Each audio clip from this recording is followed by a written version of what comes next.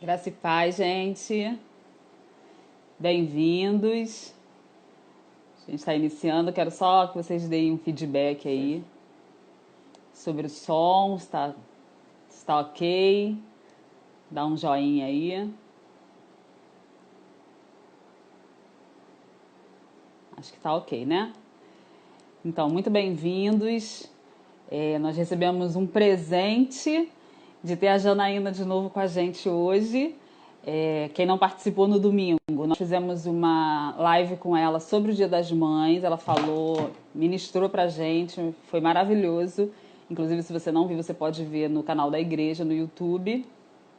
E terminou com aquele gostinho de quero mais. E a gente conversou depois, eu falei, Jana, vamos fazer essa parte 2 e tal. Aí deu certo.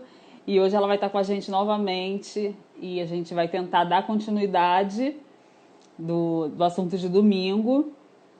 Ela vai falar um pouco mais sobre criação de filhos. E a gente vai entrar por outros assuntos, mas vai ser um sucesso, vai ser uma bênção. Como a Georgia falou ontem, ela é um poço de sabedoria e é sempre muito bom parar para ouvir a Janaína. Na verdade, 1 hora que o Instagram possibilita é pouco, porque ela tem muito conteúdo, muita experiência e é sempre muito bom ouvi-la. Então você abre o seu coração, gera expectativas, vai ser muito bom.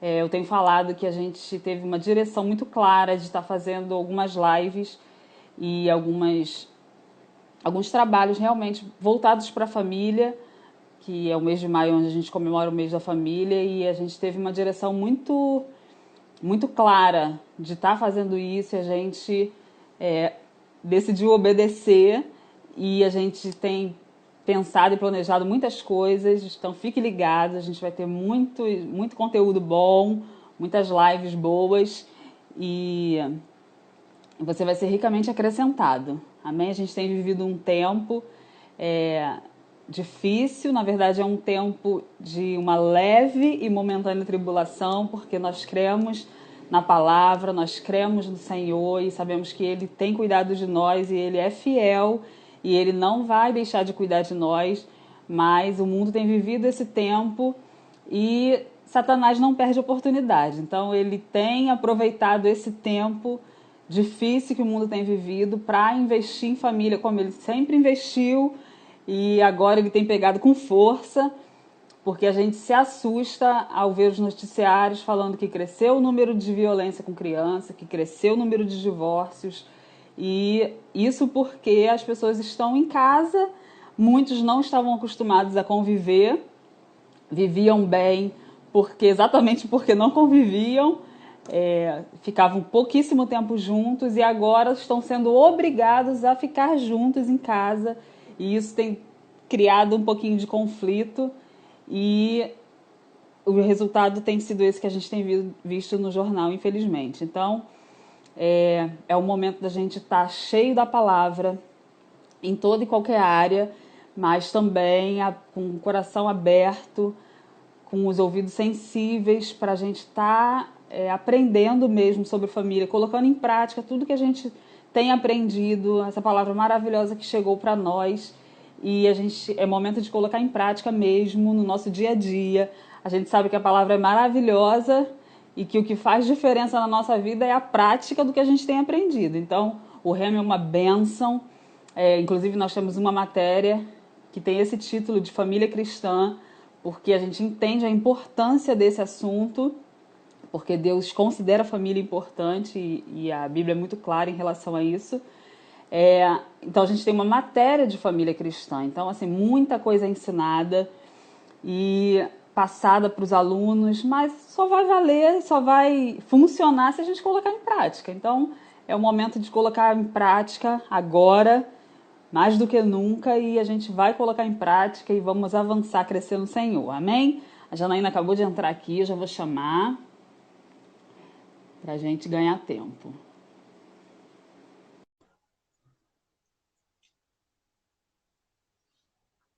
Gera expectativa. Olá! Tudo bem, amiga? Tudo bem, querido. Você tá bem? Tô bem. E você, Tá me tá ouvindo bem? bem? Tô sem eco. Um Graças. pouquinho, tô Amém. ouvindo um pouquinho no finalzinho, mas não tá atrapalhando. É. O seu também está quase, quase limpo, quase sem Ai, que nada. bom. Tá Graças a bom? Deus. Graças a Deus. Amém. Tá todo mundo bem aí também, né, Jana? Tá tudo bem, graças a Deus. Caminhando para o fim dessas coisas, né? Em nome de Amém. Jesus. Amém, isso Chega uma mesmo. hora que vai cansando e você já vai ficando impaciente. Aí você tem que se guardar, renovar a É, paciência, porque vai verdade. passar, não é Vai. isso? Tá A passando gente já. só não pode perder a nossa convicção, a nossa fé, e vai dar É, tudo certo. vai sim. Então, eu tava falando com o pessoal que a gente terminou a live de domingo com gostinho de quero mais. E deu certo a gente marcar novamente. E a gente está aqui para receber. A gente vai continuar falando a partir do assunto que a gente parou no domingo. E a gente tem falado sobre família, né? E eu estava até falando com eles que sempre é muito importante a gente aprender sobre família e praticar tudo que a gente tem aprendido sobre família. Mas nessa fase que o mundo tem vivido, chega a chocar o noticiário dizendo que a violência infantil aumentou, que os divórcios, o número de divórcios aumentou, exatamente porque as pessoas estão sendo obrigadas a conviver. É, Muitos viviam bem verdade. porque não conviviam, ficavam pouquíssimo tempo juntos, né? Então, assim, em relação Uhum. até aos próprios filhos, uma educação terceirizada e agora tendo que estar junto dentro de casa, começa a dar choque, conflito, porque os pais descobrem que não conhecem os filhos e vice-versa. É Mas verdade. com a palavra a gente consegue, né? Pronto, assim tá melhor. Isso, Tá ótimo. sim. Então a gente terminou no domingo falando sobre adolescentes, né? Hum, É aquela fase que não quer ir à igreja e a gente parou falando, você falando sobre esse assunto. hum. E eu queria que a gente começasse hoje, ainda falando sobre filhos, que você falasse um pouquinho sobre disciplina, sobre regras, responsabilidade que os filhos precisam ter, e que você entrasse nesse assunto e a gente vai desenvolvendo a partir daí, Tá. tá Eu bom? vou fazendo assim, Joseph. Eu falo a respeito essa primeira colocação que você me deu. Quando eu Uhum, encerrar ela, aí você vem com as outras, porque aí uhum, vocês vão norteando. Eu tá. acho que você conhece as necessidades, né, o público que você tem, e eu acho que fica Uhum, bem melhor.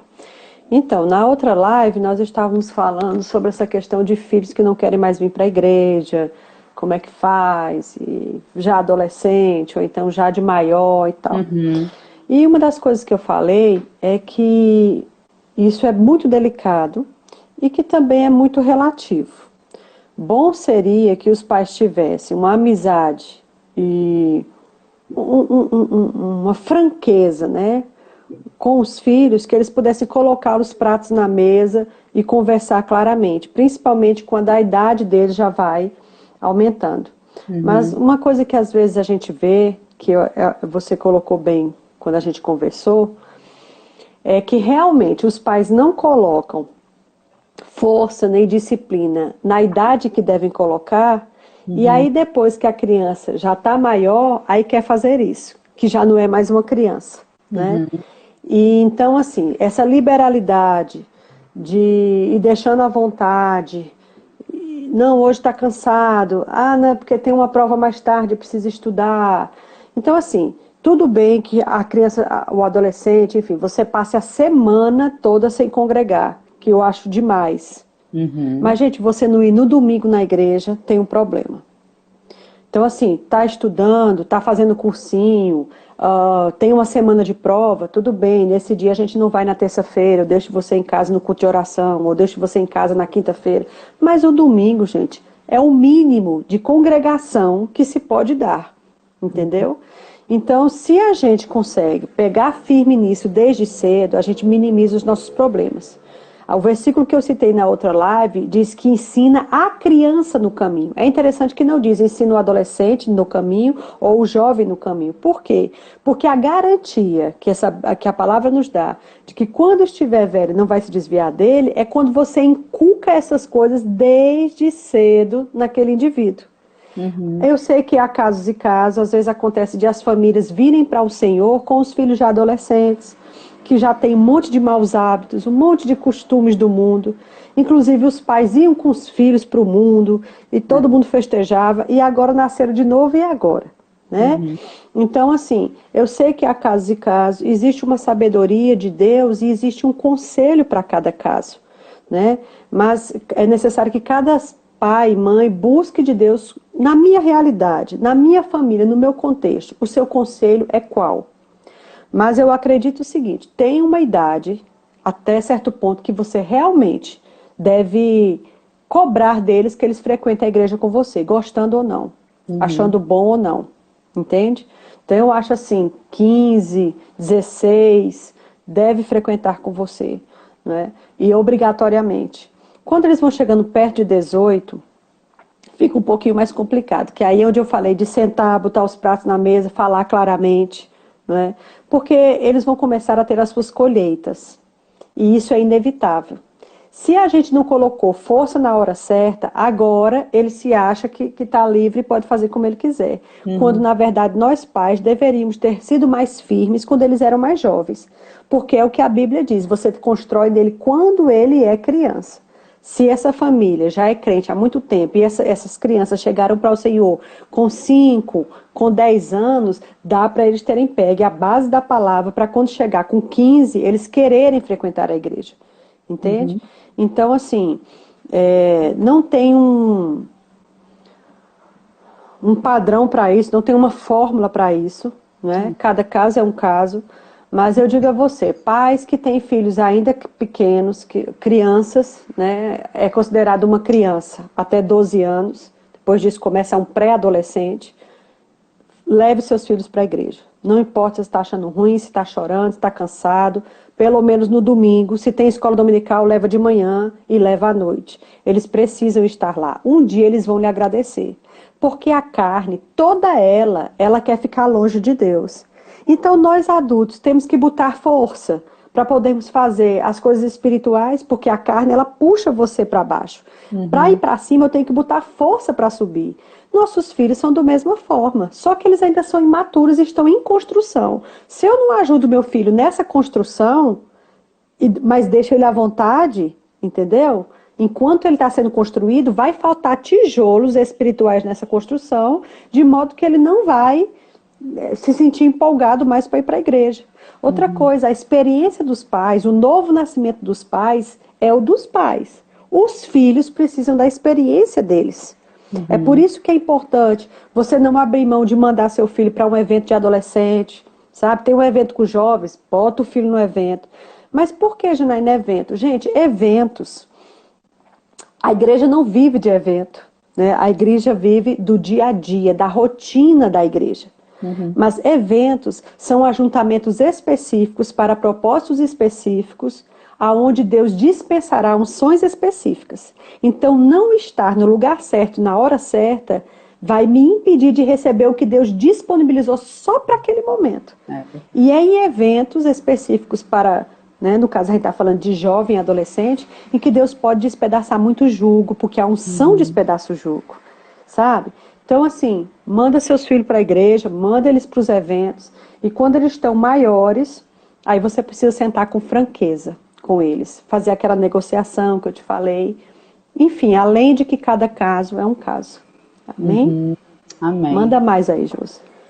Então, em relação à disciplina mesmo, e regras, a gente vê muito assim, eu vejo muito que se a gente não tiver regra estabelecida, eu costumo falar com o Márcio, a gente não designar tarefa, só ficar assim, lava uma louça, ou faz não sei o que, leva o lixo, eles só fazem o que a gente manda na hora que a gente manda.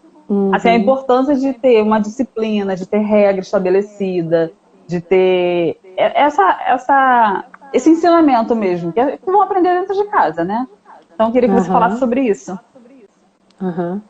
Na live anterior eu falei que o lar era o laboratório onde esse ser humano vai ser moldado, né? E, gente, criar um ser humano, preparar um ser humano para a vida requer muita coisa, né?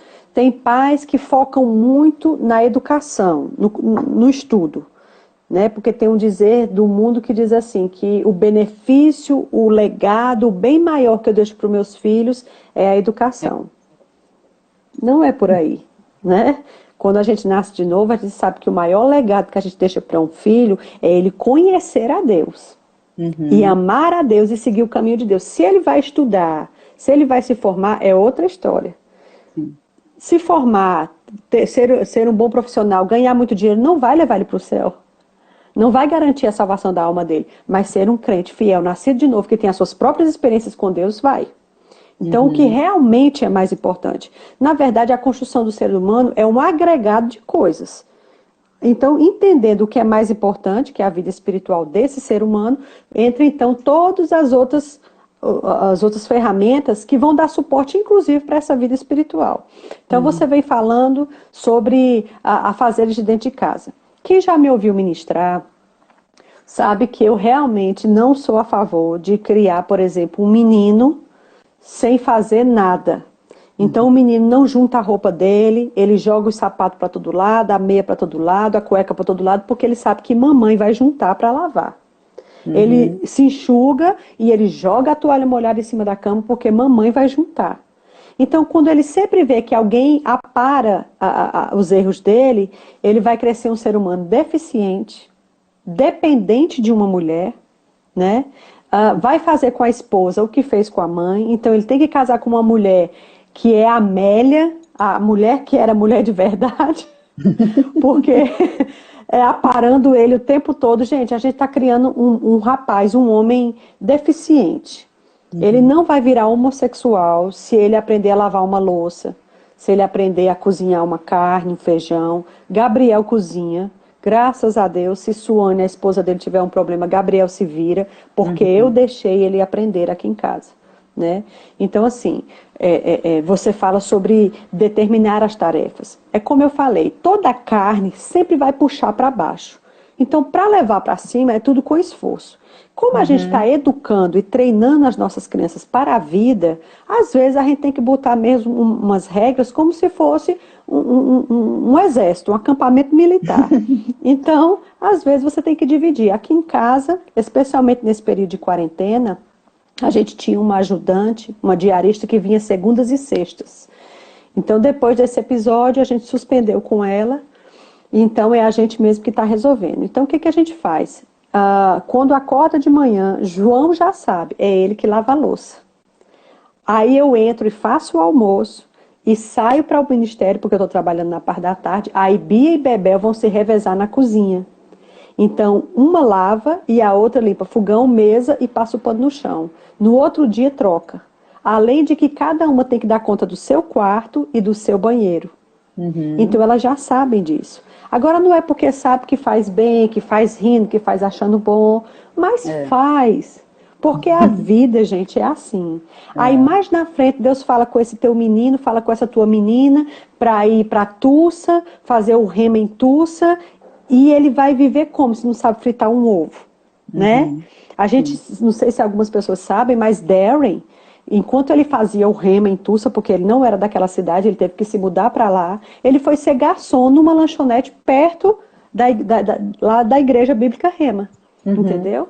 E foi garçom lá por muito tempo, vai lavar prato, entende? Então, assim, a gente tem que ensinar nossos filhos a se virar mesmo. E eles precisam, quando a gente estabelecer, a gente tem que sentar com eles e explicar o motivo pelo qual aquilo está sendo estabelecido. Que vai agregar valor no caráter deles, que vai ensinar eles a ser diligente, que vai fazer deles um bom profissional mais na frente. Tem passagens que falam sobre um espírito excelente. Ensine para eles sobre José do Egito. José, ele era diferente. Onde o menino chegava, o menino fazia diferença. Gente, numa prisão, que é um lugar ceboso, largado, e que ninguém se importa, o menino fazia a diferença naquele lugar. Isso é um espírito excelente. Nele havia um outro espírito, diferente das pessoas. A Bíblia diz que o trabalho para tudo é proveitoso, ficar só em palavras é que traz pobreza. Então, assim, embasa para os teus filhos o motivo de eles estarem fazendo aquilo. Eles têm que entender que eles não façam isso porque manhinha está mandando, porque manhinha quer. Não, eles têm que fazer isso porque a Bíblia diz, porque isso vai agregar valores para eles, porque Deus vê dessa forma, sabe? Então, quando a gente mostra a coisa como ela realmente é, ah, mas você está pintando um quadro muito romântico. Não, eu estou mostrando a coisa como ela é. Biblicamente, nossos filhos precisam saber o lugar e a importância do trabalho, da diligência, da não preguiça, sabe? Um pouco a dormir, um pouco a toscanejar, assim te virá a tua pobreza, né? Sim. Então, assim, é aí que a gente vai forjando. Mais na frente, o que vai acontecer? Você vai ter um bom profissional que não vai ser despedido, que vai dar brilho à empresa, que vai dar brilho ao seu patrão, até que um dia ele mesmo vai ser o patrão, né? Então, às vezes as mães e os pais dão tarefas aos filhos, mas nem mesmo eles que dão as tarefas entendem o significado daquilo, entende? Então estuda primeiro, vê a importância daquilo, para quando você passar para seus filhos, você passar do jeito certo. E quando eles ficarem preguiçosos, dê o desconto, é assim mesmo. Todo mundo fica preguiçoso, não tem problema não, desde que você faça, eu quero que você faça. E aí depois eles vão pegando gosto, enfim, entende? Estabelecer tarefas justas, né? Nem demais além da capacidade física ou do tempo, porque eles precisam estudar, eles precisam ter distração, eles precisam conversar com os amigos, tem a hora de tudo, porque às vezes, Josi, o povo pende muito para o desequilíbrio, quando não é uma coisa é outra, né? Então se você faz as coisas com justiça, com equidade, aí vai dar tudo certo. Sim, amém? Verdade, as meninas às vezes, como eu gosto muito de falar, as meninas não estão preparadas para um casamento. As meninas não lavam as calcinhas delas. Como assim? Né? Então, assim, não sabe fritar um ovo, não sabe como é que faz uma comida básica. Gente, estou falando de feijão, arroz, carne. Né? Às vezes a gente pensa que não, mas nós, esposos de pastores, a gente sabe que casais se separam por causa disso. Sim. Né? Às vezes tem famílias que criam a menina para ser uma princesa. Não, ela só vai estudar, porque ela vai ganhar dinheiro e ela vai pagar alguém para fazer isso, como se isso fosse um trabalho que desmerecesse o ser humano. As inversões de valores são muito estranhas. Né? Quando você vê a mulher de Provérbios 31, que é um parâmetro, né, para uma mulher que Deus louva, que o mundo louva, que a sociedade louva, diz que ela tem empregadas, mas ela se acorda cedo para dar ordem à empregada. Ela só manda fazer aquilo que ela sabe. Entendeu? Então eu não posso dizer, faça esse feijão assim, assim, e esse arroz assim, assim, se eu não sei o caminho, eu não sei como é que faz. E diz que ela trabalha, diz que ela põe as mãos no fuso, na roca, diz que ela vende, faz comércio, compra um terreno, costura para seu marido, costura para seus filhos. Olha só, entende? E é uma mulher rica que tem empregadas, mas sabe o que está fazendo. Então, cuidado, mulher. Você tem que ver os cuidados da casa, o saber fazer as coisas como uma grande honra para você. Isso te deixa com ferramentas a mais do que uma menina que só estudou. Ela só estudou, ela é um gênio, mas você põe ela numa casa, ela não sabe se a vassoura usa para cima ou se usa para baixo. Entendeu, gente? Eu acho um absurdo, né? Realmente eu só tive um filho homem, eu disse a ele, a Gabriel, não case com uma menina que não sabe fazer as coisas dentro de casa, porque é muito feio, é muito vergonhoso para ela. E você vai sofrer, né?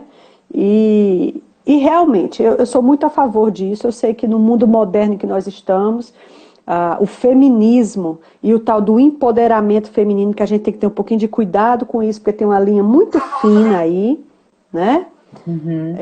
O empoderamento diz que a mulher, ela está acima de tudo e ela é independente e ela não precisa saber fazer determinadas coisas porque ela escolhe a vida dela, ela escolhe quem ela vai ser. Isso é bem perigoso, cuidado com isso nos nossos pensamentos, nas nossas casas, nos nossos lares. Amém? Eu trabalho, eu tenho uma pessoa que eu posso pagar para fazer, mas eu preciso saber fazer. E tem hora que o bom é você fazer mesmo com as suas mãos, a sua família precisa daquilo que você que fez. Quando você termina, você se sente uma rainha. Né? Enfim, a gente falaria só sobre isso. Tem muito assunto sobre esse tema, né?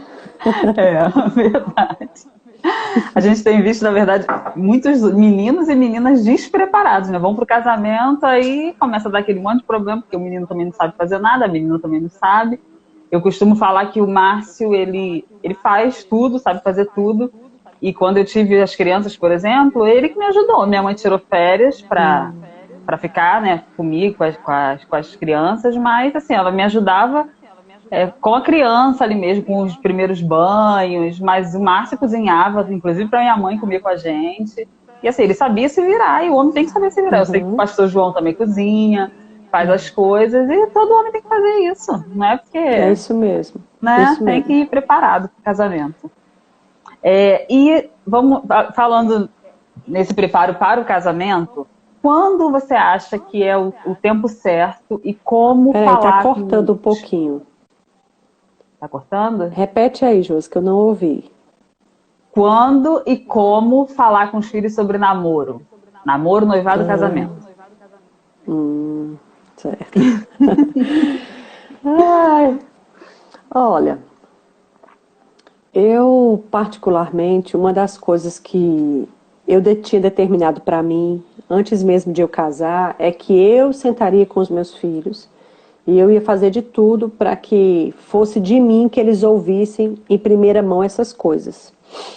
Só que no mundo que nós vivemos, é muito cedo na escola, entre os amigos, nas conversinhas, com criança de 6 anos, de 7 anos, que eles já falam sobre isso. Nos desenhos animados, o pessoal já se beija, né? É interessante que os desenhos da nossa época, Josi, não tinham nada disso. Um dia desse eu entrei aqui, estava Bebel e Bia assistindo desenhos da Hanna-Barbera. Manda-chuva, Zé Colmeia, os Flintstones, né? Era coisa bem, né? E hoje em dia não. Isso é um trabalho que Satanás vem fazendo, que está dentro do script dele mesmo para os últimos dias. Então isso significa que a inocência das crianças ela vai se esvaindo cada vez mais cedo, né? Quando eu fui falar com o Gabriel, que era o primeiro, eu falei com ele com 11 anos, e ele muito tímido, eu fui falar com ele sobre como a mulher engravida, ele já sabia. Eu disse, você soube como? Porque eu pensei que na escola já tinham ensinado. Não, ele não tinha chegado nessa matéria ainda. Foi os meninos na escola falando. E aí eu sentei, aí conversei tudo, expliquei tudo, como é que acontece. Aí pensei, com Bia eu vou tentar ser mais rápida. Com Bia eu fiz com 10 anos. Desenhei o útero, desenhei como é que a sementinha vai, entra no óvulo, e aí desce e aí cresce o bebezinho. E conversei tudo da forma mais limpa possível. Nossas crianças aprendem sobre sexo da forma mais suja, devassa, né? A mesma atitude de mostrar na Bíblia e na palavra de Deus por que eu tenho que trabalhar e fazer as coisas dentro de casa. Para tudo na vida tem também um versículo bíblico, tem uma mostragem bíblica sobre aquilo. Então, para a vida sexual, para o relacionamento homem-mulher, o que a Bíblia diz? Aí eu mostrava para eles, né? Quando Deus criou o homem e a mulher, crescei-vos e multiplicai-vos, e crescer como? Né? E aí começa. Com Bebel, eu sentei, ela tinha 10 anos também, ela hoje tem 12. Então, assim, papai e mamãe, não fiquem tímidos de falar o que é certo, da forma certa. Eu falei com 10, mas talvez com 9, dependendo do contexto, do lugar onde ele vive, com as pessoas com quem ele anda, talvez mais cedo ainda do que isso, da forma mais limpa possível. Então, assim, como falar dentro desse contexto de sexo, você vai explicando, né? Eu fui explicando que isso era uma coisa só para o casamento. Então, se era uma coisa só para o casamento, qual é a construção até chegar no casamento? Amizade, conhecimento, namoro, casamento. E aí eu fui construindo para eles que o namoro é uma fase, um período de conhecimento mútuo para poder chegar aqui em cima no casamento.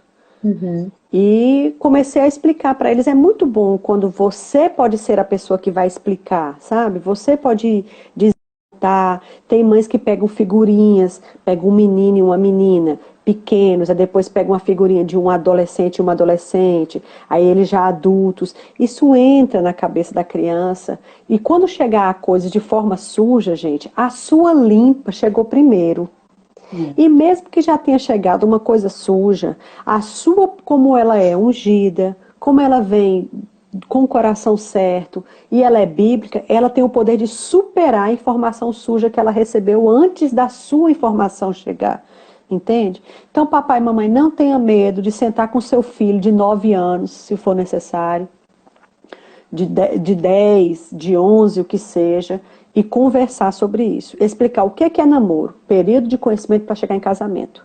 Então, se é para chegar em casamento, e eu só posso casar quando eu tiver um emprego para sustentar aquela pessoa, né? Tiver estabilidade e tiver uma idade boa para isso, eu não tenho que estar namorando com 14 anos, porque eu não vou casar com a menina com 16, né? E eu não vou ficar namorando até chegar com 22, porque é muito tempo. Então, assim, você tem que fazer ele racionalizar. Ele mesmo vai pensar, realmente faz sentido, entende? Então, minha filha, se você começa a namorar com 15 anos, quantos anos meu filho vai ter que ficar namorando com essa menina até você conseguir casar? Deixa ele pensar, deixa ele fazer as contas. Eita, pai, 5 anos, 6 anos, pois é, não é muito? É. Então, aí você vai, entende? Foi assim que nós aqui em casa, esse é o nosso exemplo, nós estabelecemos, mas isso a gente conversou com eles desde criança, porque eu sabia, se eu trouxer isso com eles já adolescente, eles não vão abraçar. Porque a cabeça deles vai mudar quando eles entram na adolescência. Então, quando eles são crianças, eles não veem o sexo oposto como algo desejável. Eles veem o sexo oposto como uma coisa para brincar. Entendeu? Mas quando ele chegar na pré-adolescência, ele vai começar a olhar para aquela menina que cresceu junto com ele, brincando ela de calcinha e ele de cueca, ele olha para ela diferente. E ele não sabe nem explicar por que ele está olhando para ela diferente e está sentindo coisas diferentes. Faz parte da construção do homem que ele vai ser. E tem que acontecer isso. Porque se não acontecer, tem uma coisa errada. A mesma coisa acontece com a menina. Entende? Então, se eu chego antes disso e já estabeleço algumas coisas, quando eles chegarem nessa idade, eles já estão envolvidos comigo no que a gente conversou. Então, eu estabeleci que aqui em casa só ia oficializar namoro com 18 anos. Por que 18 anos? Primeiro, porque já está de maior diante das leis dos homens. Se fizer alguma bobagem, já vai ter que responder por si. Segundo, bem importante, já terminou todos os estudos de escola, eles estão agora dentro de faculdade. Se não tiver repetido muitos anos, né, porque Bia entrou com 17, né, Gabriel também entrou com 17. Então, quando eles fizeram 16, eles fizeram o Enem e já entraram com 17.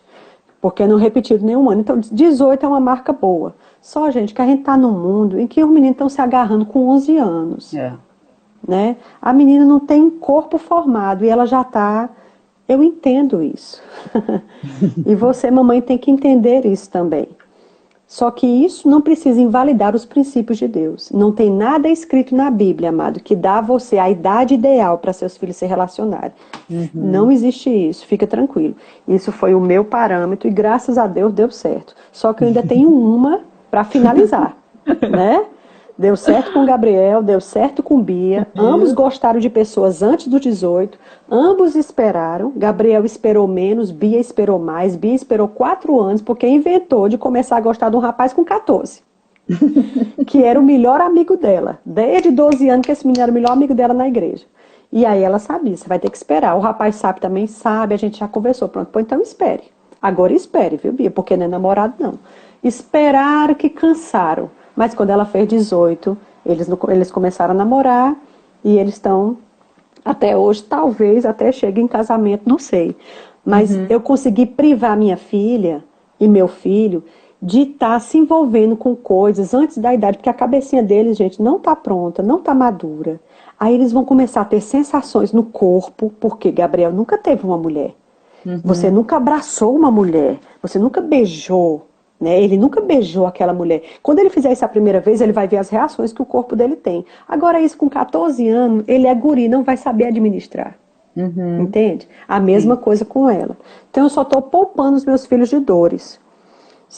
Eu quero que os pais e as mães que estão me assistindo, de maneira nenhuma, fique condenado. Se o seu filho já tem 13 anos e está namorando, fica tranquilo. 14, 15, 16, fica tranquilo, tá tudo bem. A coisa mais importante aqui não é a idade para começar, entendeu? É ele entender o que é o namoro e que comportamento ele precisa ter nesse namoro, seja em que idade for. Ele precisa entender que o corpo daquela menina é templo do Espírito Santo, que o corpo dele é templo do Espírito Santo. Ele precisa entender sobre abrasamento, sobre as reações que o corpo dele vai ter. Ele precisa ter um canal desobstruído com você para conversar, sabe? É importante a referência masculina para o rapaz, porque o rapaz vai ver o corpo dele reagindo, ele precisa de um homem para conversar. Muito dificilmente o rapaz vai procurar o pai para conversar, ele vai conversar com os amigos, entende? Então, assim, fica tranquilo, faça a sua parte, faça o melhor que você puder, né? Olha o que seus filhos estão olhando, vá atrás, conheça os amigos, chama todo mundo para dentro de casa, debaixo dos seus olhos, né? Vê com quem tua filha fica conversando. Não vá dormir deixando seus filhos em televisão e em WhatsApp até altas horas. Você está dormindo. A ausência da minha figura como mãe, a ausência da figura de João, a ausência da figura dos pais deixa um espaço muito vago aqui. Todos nós, quando a gente era criança, quando era adolescente, tinha coisa que você queria fazer, mas não fazia porque sabia, mãe está em casa. Não posso fazer isso não, porque pai não está em casa. Ou seja, se você queria fazer uma coisa escondida ou errada, ou o que fosse, você tinha que esperar eles saírem. Entendeu? Porque não podia ser feito na presença deles. Significa que a sua presença, ela impõe respeito. Ou pelo menos deveria impor. Sabe? Então, assim, esteja presente, observe, converse. Não deixe eles até 1h da manhã em celular. Não precisa disso. Cria uma relação, se vem desde criança. Cria uma relação que você possa ter a liberdade de perguntar com quem ele está conversando. Se precisar dar uma olhada no celular, ele sabe que pode mostrar o celular para você, entendeu? Não invade a privacidade dele, mas também entende que você tem responsabilidade com aquela vida e ele precisa entender que ele deve satisfações a você. Então, se por acaso der uma necessidade na sua cabeça que você precisa pegar o celular para olhar com o que ele está conversando, ele precisa saber que você tem autonomia para isso. Até porque, muito provavelmente, esse celular quem comprou foi você. Essa internet quem disponibiliza e paga por ela é você. Então, assim, é uma questão de respeito mútuo, de amor, né? Enfim. É tanta coisa, né, Josi, para falar. Muita coisa. Mas pode falar que a gente está aqui para aprender. Cuidado com confusão demais, né? Confusão demais, aí reclama demais, aí briga demais, aí bate na mesma tecla o tempo todo. Você precisa dar um tempo, sabe, para oxigenar o ambiente entre vocês. Eu vejo muito isso entre mães de jovens e adolescentes. Ela não pode ver o rapaz que é reclamando o tempo todo. Aí o que acontece? Cria um relacionamento, ou o rapaz ou a moça com a mãe ou com o pai, que seja, cria um tipo de relacionamento totalmente inviável. Entende? E esse relacionamento inviável empurra essa menina ou para amiguinhas demais ou para namoradinhos demais. Porque, na verdade, tanto nas amiguinhas como no monte de namorado, o que ela está procurando é a estabilidade que ela não tem dentro de casa. É o ajeitado, é o passar de mão, é o carinho, é o respeito que ela não tem dentro de casa. As mães de meninos, de rapazes, precisam entender que existe um pêndulo criado, vamos dizer assim, dentro da cabeça do homem que faz dele o cabeça. A gente sabe que na criação, Deus criou primeiro o homem e depois a mulher, embora os dois já estivessem no script de Deus. Você vê lá em Gênesis que ele diz, façamos agora a humanidade, a nossa imagem conforme a nossa semelhança. E criou Deus a humanidade, macho e fêmea os criou. Então esse sempre foi o plano, mas na hora da execução do plano, de propósito, Deus criou primeiro o macho. Porque na família, e aquilo que ele criou era uma família, o homem seria a cabeça. Mesmo a mulher já estando no script, mais na frente foi que ele fez a mulher vir, e fez a mulher vir quando o homem sentisse necessidade dela. E não é necessidade sexual. Era necessidade de companhia, porque a Bíblia diz, viu o homem que para cada animal tinha um semelhante, mas para ele não tinha que lhe correspondesse. Pronto, essa é a necessidade que o rapaz deve ter ao procurar uma esposa. Alguém que lhe corresponda, alguém que lhe complete. Essa deve ser a coisa original. Às vezes, gente, a gente tem que voltar para Gênesis. Porque Gênesis dá a base da família. Ali não tinha queda ainda. Entendeu? Ali nem precisava Jesus vir porque não tinha queda nenhuma. Então, até a queda, tudo que foi estabelecido é muito limpo. e serve como parâmetro para a gente nos nossos dias. O que Deus tinha em mente, né, quando criou aquilo. Então, assim, esse deve ser o motivo pelo qual o marido se une à sua mulher, para ter companhia, para compartilhar a vida. O que acontece é que os meninos querem uma menina agoniado, porque ele quer ter sexo e não pode. Aí vamos arranjar uma esposa, porque aí eu me alivio. Só que depois ele se acostuma com aquilo, porque o sexo se acostuma.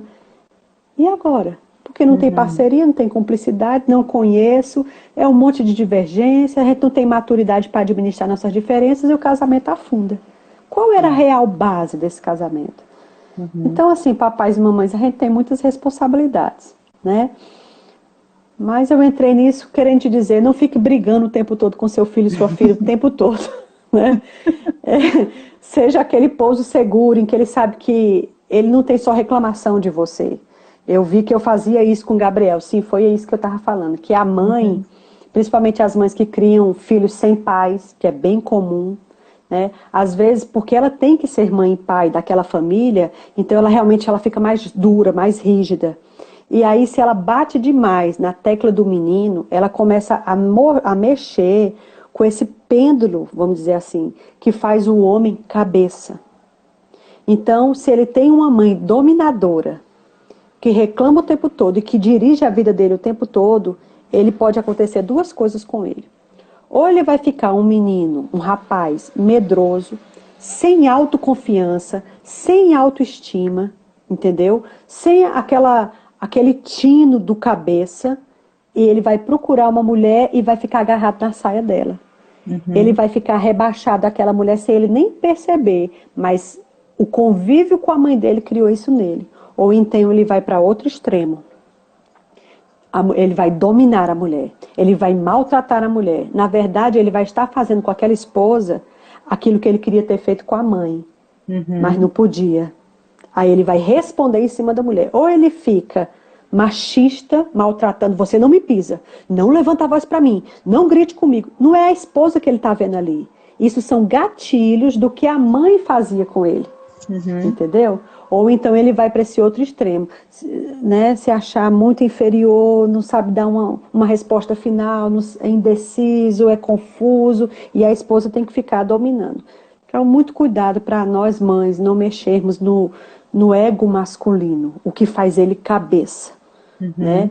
Eu percebi isso sozinha na minha caminhada aqui. Eu entendi que Bia e Gabriel eram diferentes. Eles têm 4 anos de diferença, mas quando chega uma época que todos dois são jovens e todos dois eram solteiros, eu sabia. Gabriel é homem. Eu preciso entender essa masculinidade de Gabriel e eu tenho que pegar diferente com ele. É claro que isso não tira a minha autoridade, né?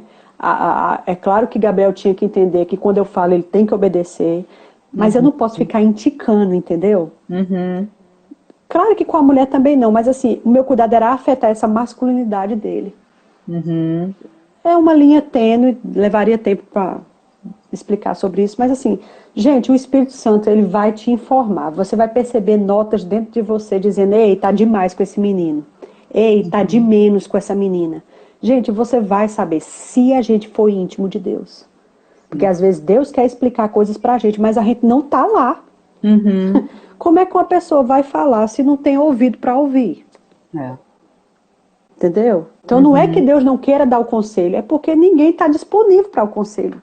Aí fica fazendo coisa da cabeça, fica fazendo o que a sogra ensinou, o que a minha cunhada ensinou, o que o psicólogo ensinou, quando nós temos Deus e pessoas maduras espiritualmente que já construíram uma estrada na nossa frente para nos dar um conselho, nos ajudar.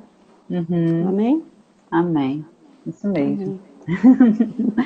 E começou a namorar. Qual o tempo, assim, qual o momento que você acha certo para o noivado? Pronto, assim, não existe uma regra também, né? O que eu gosto de dizer quando eu prego para jovens é o seguinte: não namore tempo demais, senão você vai colocar a você mesmo em maus lençóis.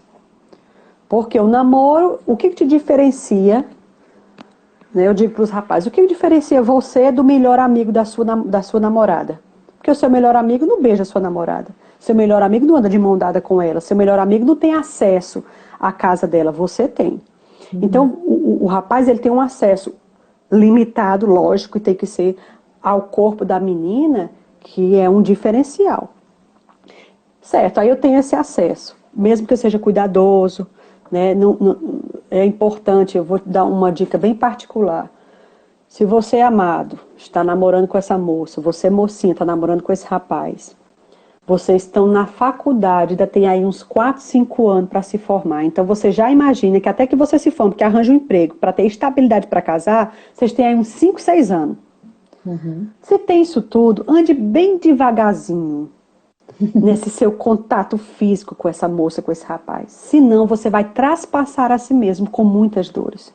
Porque, gente, olha, o corpo da mulher, o desejo da mulher foi feito para o homem. E o do homem foi feito para a mulher. E tem que ser assim. Entendeu? O que passar disso é diabólico. Então, quando o rapaz está namorando, a moça está namorando, você vai ver isso. E isso vai se acentuar. Agora você imagina isso. 1 ano, 2 anos, 3 anos, 4 anos, 5 anos, 6 anos. Aí entra aquilo que Paulo falou. Se é de abrasar, é melhor se casar. Então, para não entrar em pecado de abrasamento, às vezes é um rapaz consagrado, a moça consagrada, os dois às vezes cantam no louvor, ela é dos conselheiros, ele é dos jovens. Aí eles namoram 4 anos, aí eles já estão bem agoniados. Aí dá uns beijos muito agoniado, muito profundo, e o calor começa a subir, aquela agonia. Aí o menino com a mão boba vai e pá, pega no seio da moça. E aí aquilo fere a consciência deles de santidade. Aí eles ficam bem arrasados. Aí chora e pede perdão um ao outro. Não perdoe. Só que já aconteceu a primeira vez. E ele nunca tinha vivido aquilo. E ela nunca tinha sentido aquilo. Aí em outro momento, daqui a 2 meses, que o clima esquentar, se a carne já levou até ali, a carne vai querer mais do que aquilo. Gente, esse é o funcionamento normal do ser humano. Da carne humana. Sabendo disso, se prive, ande bem devagarzinho. Então assim, não namora tempo demais, mas se precisar namorar tempo demais, então você já sabe, eu tenho aqui uns 5 anos no mínimo para poder ter uma estabilidade para casar com essa moça, então a gente vai andar bem devagarzinho. Se for preciso, faz um compromisso de só terem selinhos por 2 anos, entendeu? Para depois entrar em outro tipo, e se entrar em outro tipo, muito suave. É só para te poupar de dores, porque é muito ruim você entrar num casamento com a ficha suja, né? Aí você se guarda a vida toda para perder a virgindade perto do casamento porque não se segurou. Ou então o rapaz já conhece seu corpo todinho, só não tirou sua virgindade. Nem precisava disso, né? Eu já vi casais, Josi, tão bonitinhos, tão maduros, que eles estavam namorando há 2 anos, entrando para o 3º, e o rapaz daí ia se formar daqui a mais 2 anos para arranjar um emprego. E eles viram que eles já estavam, assim, agoniados, não tinha acontecido nada. Ele nunca tocou ela em nada, mas eles dois estavam, era recíproco. Sabe o que eles decidiram? Eles colocaram os pratos na mesa, foram muito leais um com o outro, disseram, sabe de uma coisa, minha filha? Desse jeito aqui, nessa pisada, a gente vai manchar a nossa consciência para com Deus. E mesmo que a gente case depois, a gente vai casar maculado. E que força a gente vai ter para ministrar para os jovens depois? A gente vai suspender o nosso namoro de homem e mulher, e a gente vai ser amigos. E eles ficaram sendo amigos novamente, agora amigos bem próximos, por mais 2 anos. Sem beijo, sem abraço, nada. Só pegava na mão. Aí depois de 2 anos o rapaz se formou e então eles noivaram. Aí casaram. Quando você põe uma aliança de noivado, você perguntou sobre isso também. Isso. Ó, gente, quando você, amiguinha, florzinha, você vê uma aliança no seu dedo, quando você olha para aquela aliança, aquilo te diz que você está quase mulher dele. Na nossa consciência, Satanás, na nossa consciência, na nossa alma, Satanás pode querer, você está quase lá.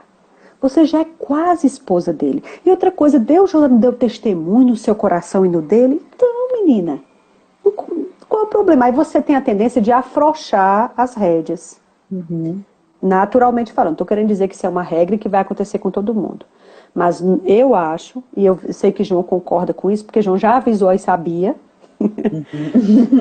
Eu acho que assim, noivou, você só noiva porque você sabe, eu estou entrando num emprego estável e daqui no mais tardar, um ano e pouco, eu consigo casar com essa mulher. Por isso eu vou me aliançar com ela. Agora ninguém noiva porque tem convicção e a gente passa 3, 4 anos noivo.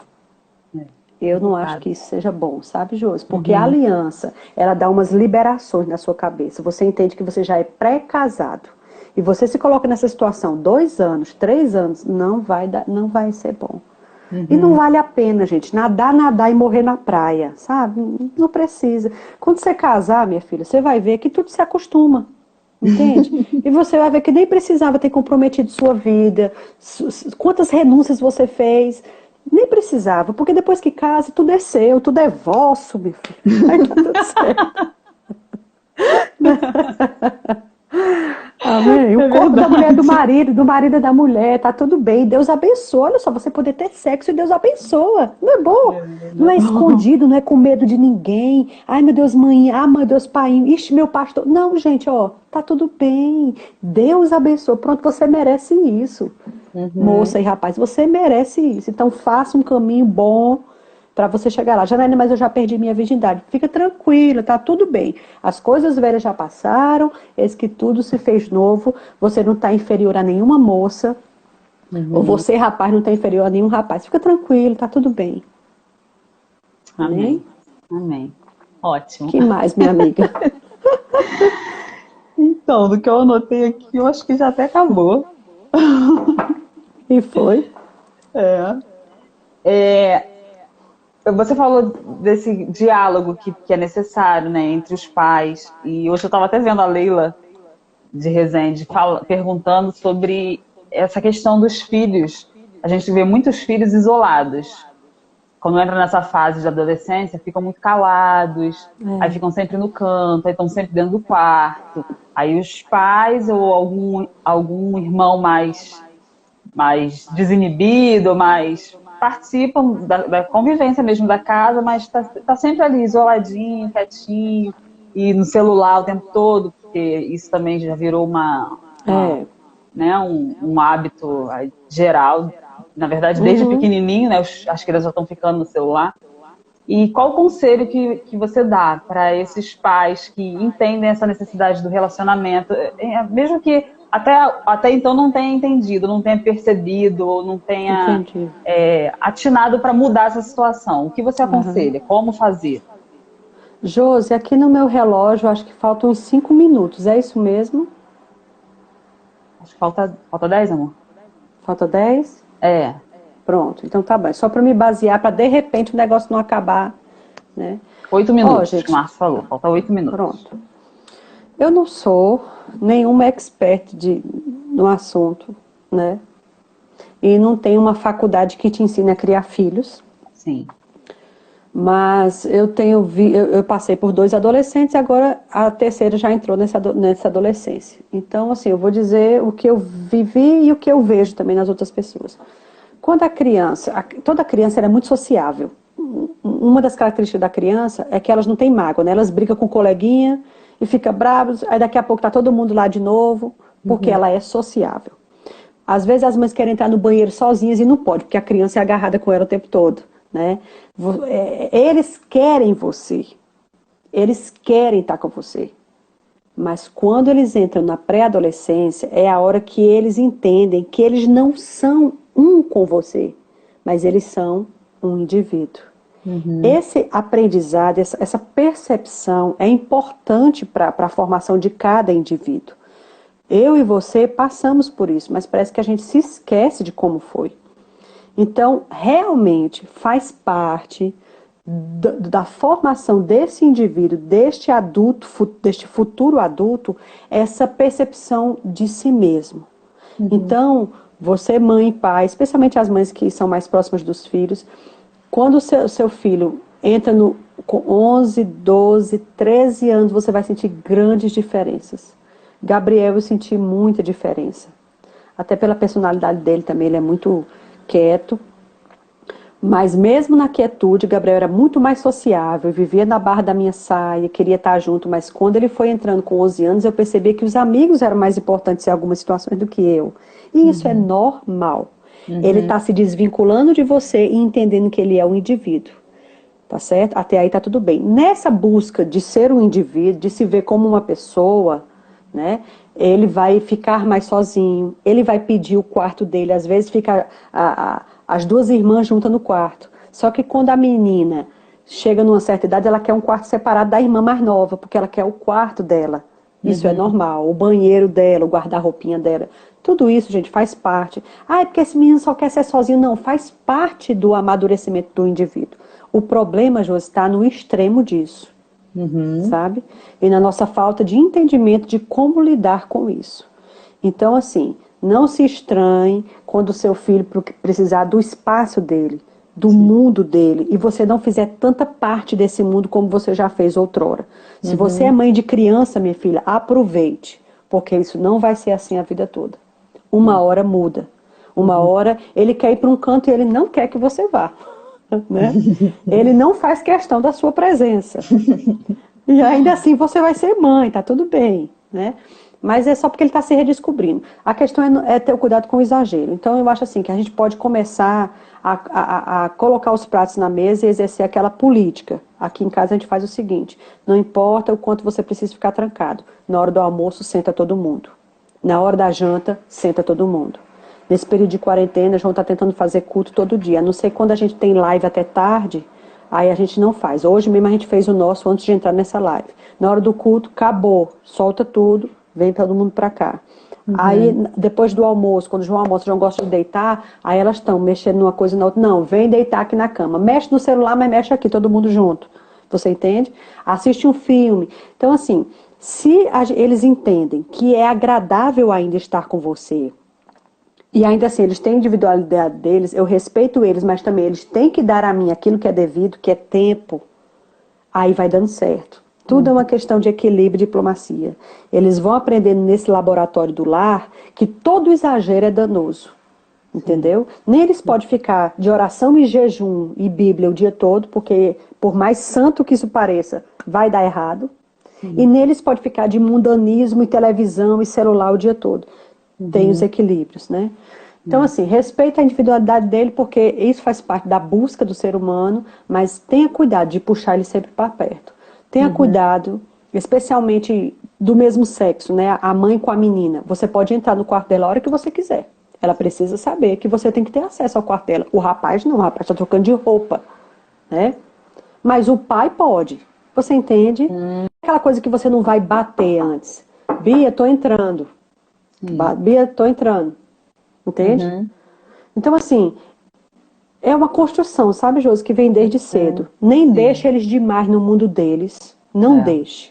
Puxa eles para perto. Eles precisam saber que você ainda tá lá, que você é importante para eles, que eles são importantes para você. Faz essa mistura, cria momentos, cria ocasiões, sai sozinha com eles, sai sozinha com o filho, depois sai sozinha com outro filho, divide momentos com eles. Eu tô terminando. Mas não se desespere, dá para fazer e dá para fazer bem feito, né? Se você tiver pouco, mas tenha com qualidade, sabe? E nunca deixe de beijar, nunca deixe de abraçar, só não faça na frente dos amigos que eles ficam chateados, né? Mas hoje eu cheiro muito Gabriel, não tô nem aí. E ele gosta, hoje eu sei que ele gosta. Os filhos vão amadurecer, gente, eles não vão ficar pensando assim a vida toda, não. Um dia eles vão te agradecer, né? Amém. Então tá, amiga. Acho que agora já tá acabando mesmo. Agora já tá. Eu vou passar para você finalizar. Amém? Tá Mas bom, eu quero então agradecer. Viu? Muito obrigada. Um abração aí para todo mundo aí de Nova Iguaçu, né? Da igreja, ex-igreja de Mesquita, que agora é a igreja de Nova Iguaçu. Não é isso? Eu desejo que tudo vá bem, fiquem firmes. Amém. Vocês mudaram para um prédio novo. Eu sei que vocês não tiveram ainda o tempo de poder fazer tudo o que queriam, porque tiveram que ficar todo mundo recluso. Mas isso vai passar e vocês vão voltar a construir e terminar o que precisam. E estamos juntos. Amém? E em breve a gente se vê. Muito obrigada, viu, Josi? Eu que agradeço. Muito obrigada. O Márcio tá falando que o pessoal tá botando aí parte 3, parte 3. Ai, meu Se Deus. precisar, a gente faz. Depois a gente conversa, não tem problema nenhum. É. Amém? Obrigada, tá, amiga? A gente se Beijo. fala. Amém. Beijo, amo Um você. Beijo em abração. todo mundo aí. Tá bom. Amém. Um abraço para você e para as crianças. Tá, dá um beijo em todo mundo aí. Amém, gente. Foi maravilhoso. Eu sei que você recebeu muito.